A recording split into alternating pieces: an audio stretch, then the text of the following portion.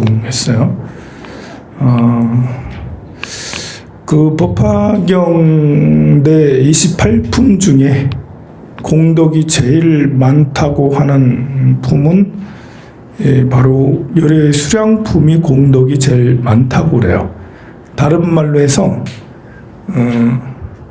돈 제일 잘 되는 품이 돈이 제일 잘 되는 품이 열의 수량품이다. 네.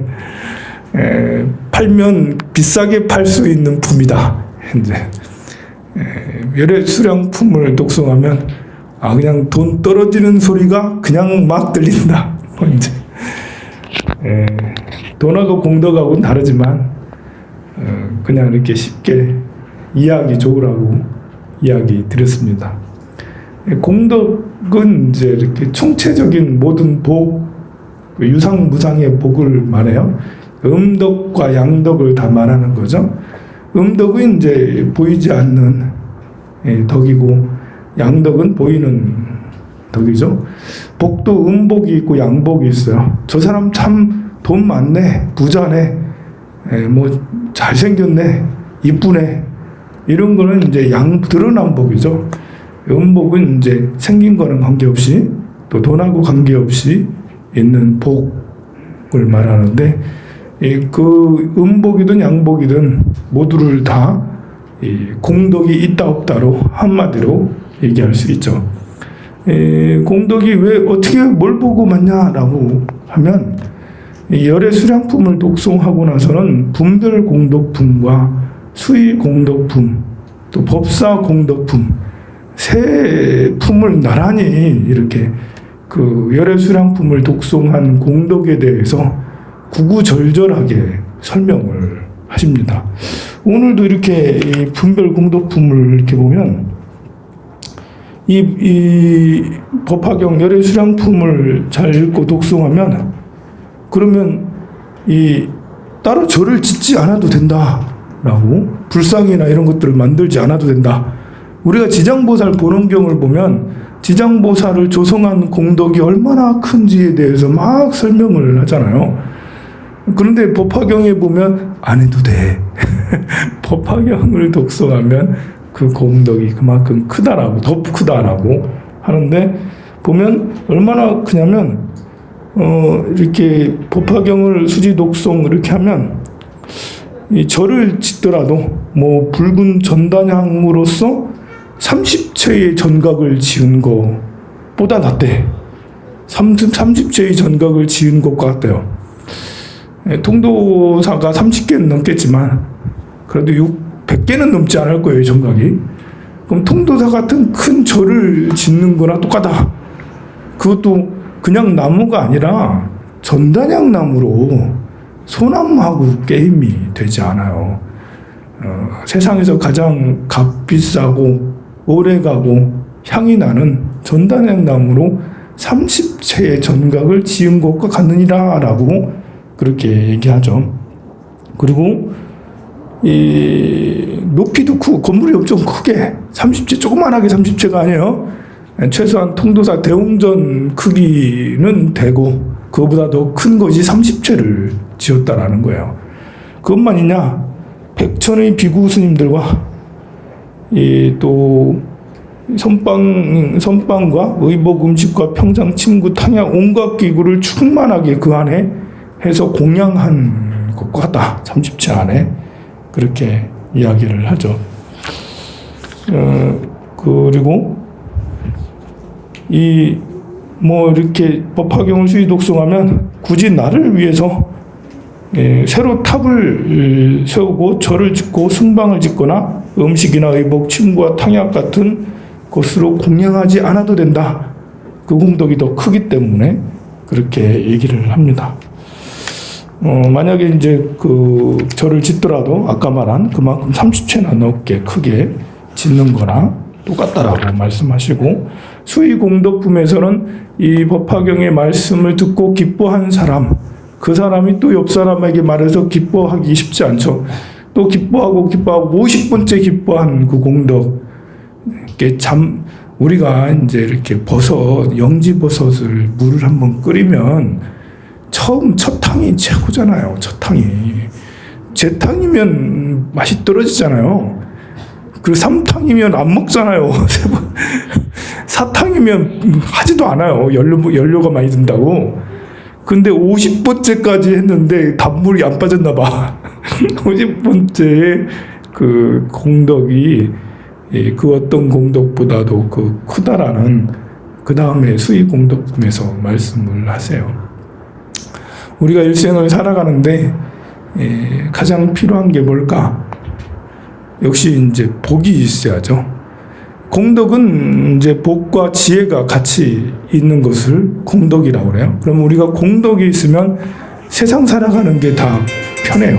좋은 부모 만나고, 또 신체가 멀쩡하고, 또 오래 살고, 또 뭐 생각만 하면 돈도 생기고, 남녀도 생기고, 명예도 생기고, 아무 탈 없이 공덕이 많으면 그래 될 수 있죠.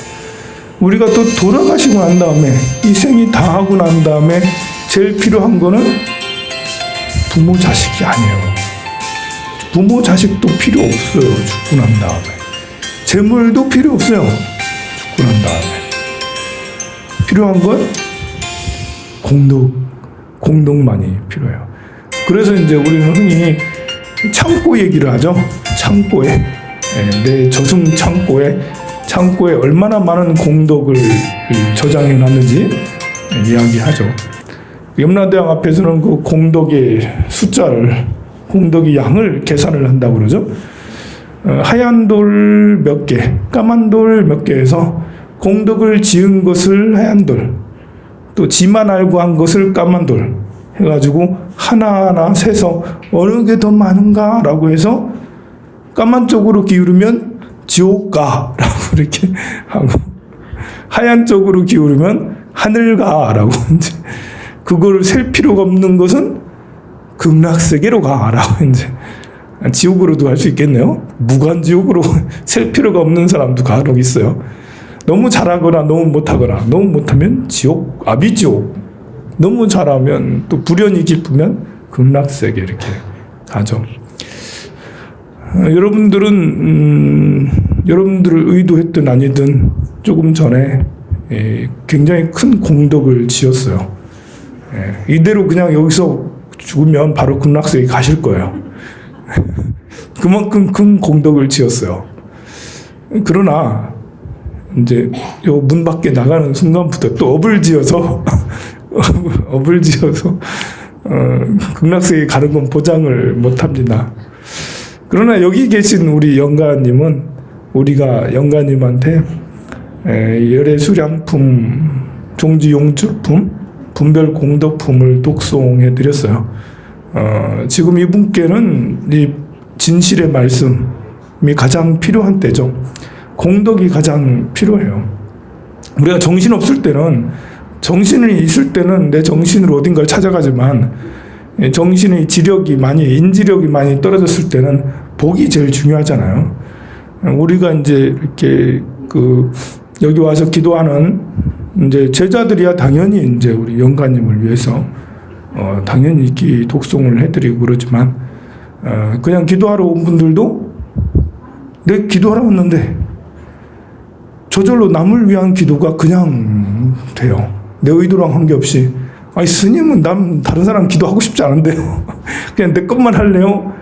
설사 그렇다 해도 우리가 법당 분위기가 칸칸이 나눠져 있는 게 아니잖아요. 독실이 따로 있게 있는 게 아니잖아요. 내 방 따로 있는 게 아니라고요. 다 통으로 하나니까 내가 독송하면 누군가가 듣게 되고, 그 독송이 영가님이라면 더 귀에 확 이렇게 느껴지게 되죠.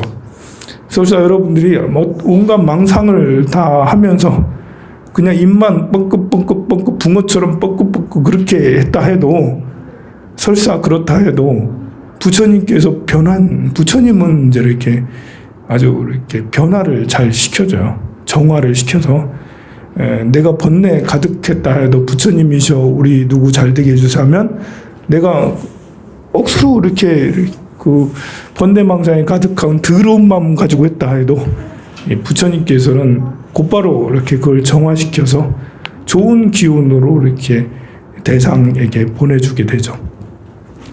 오늘 그 지극정성으로 독송하지 않았다 해도 저절로 우리 영가님에게 그 말씀이 전달이 됐으리라고 확신합니다. 그러면 왜 그렇게 그 열애 수량품의 공덕이 많은가? 사실 있는다고 공덕이 되면 좋겠지만 이해하고 믿어야지 진짜로 여기 분별 공덕품처럼 되는 거야. 뭘 이해하고 믿냐면 열애 수량품의 말씀은 의외로 간단할 수가 있어요. 부처님에 대한 믿음이에요.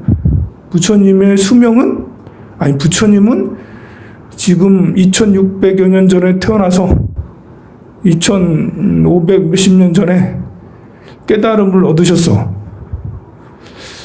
이곳은 진짜가 아니다. 부처님은 방편으로 태어나셔서 방편으로 출가하시고 고행하시고 열반에 드셨다. 진짜는 뭐냐? 이미 구원겁전에 아주 오래전에 부처가 되셨다. 지금 태어나신 건 뭐냐? 방편이다. 방편. 방편은 어떤 때 쓰냐면 막바로 얘기하거나 뭐 이러면 잘 못 알아들으니까 비유를 통해서 마치 이 궁자의 비유처럼 50년 전에 잃어버린 아들이 부자가 만났는데 아버지가 재벌이래. 나 재벌 아들이 아닌데요. 재벌하고 관계없는데요.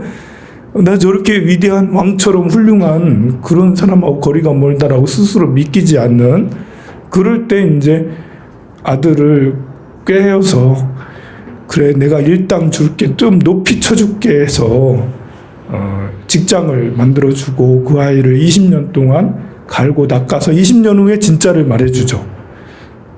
알고 봤더니 저분이 나의 아버지였다.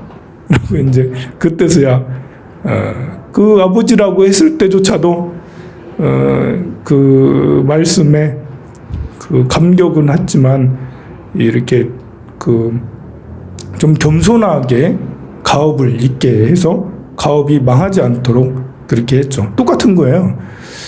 우리가 부처님이 이 세상에 태어나서 이렇게 살았다라는 것을 부처님께서는 방편으로 했다라는 것은 그 부처님 이미 오래전에 성불했다라는 것을 믿지 않는 것 같아서, 또 설사 믿었다 하더라도 만약에 그 아들이 금방 보자마자 믿었어 라면 어쩌면 방탕해서 탕진할 수 있고 급사할 수 있고 이렇게 아버지보다 먼저 죽을 수도 있겠죠. 부가 갑자기 생기면 졸부라고 하잖아요. 졸부의 운명이 어떤지는 여러분들이 많이 들었잖아요. 졸부의 운명은 이제 로또 당첨자 운명하고 비슷하다. 그런 얘기처럼 우리가 갑자기 부처님의 기운을 확 받아버리면 우리가 미쳐버릴지 모른다. 그러니 부처님께서 방편으로 다시 태어나서 성불하는 과정을 보여주셨고, 우리도 그걸 보고 발심해서 열심히 수행하고 있는 거잖아요. 그걸 보고 믿고. 제가 왜 출가해서 지금까지 있겠어요? 부처님께서 태어나서 출가해서 성불하는 그 과정이 너무 멋있다. 나도 그러고 싶다. 라고 해서 지금 그러고 이렇게 출가해서 하려고 있잖아요. 만약에 이제 다른 거라면 안 믿었겠지. 저 완전히 사도네, 외도네, 이러면서 사이비 아니야? 이러면서 이제 그랬을 수도 있겠죠. 그래서 그것을 믿기 어렵기 때문에 그 공덕이 크다라고 했습니다. 우리 영가님도 이미 오래전부터 석가모니 부처님과 인연이 되어서 오래전부터 부처님의 제자가 되었고, 방편으로 세상에 와서 앞에 계신 분들과 가족이 되었다가 인연이 다해 다시 이제 부처님의 일을 하기 위해서 또 부처님 곁으로 가는 게 아닐까라는 생각이 듭니다. 설사 뭐 이렇게 이 악업이든 선업이든 우리가 과거 전생의 일들을 파악을 알 수가 없잖아요. 이 좋은 게 좋은 거라고 좋게 생각을 하고 축원을 해주면 정말 그렇게 될 거라고 믿습니다. 저는 우리가 이 영가님을 위해서 법화경을 막 독송해 줬듯이 금강경도 한번 독송을 해드린다면 그러면 우리의 수행뿐만 아니라 오늘의 영가님도 해탈을 하실 거라 생각이 듭니다. 같이 함께 영단을 향해서 영가님께 경전을 독송해 드립시다.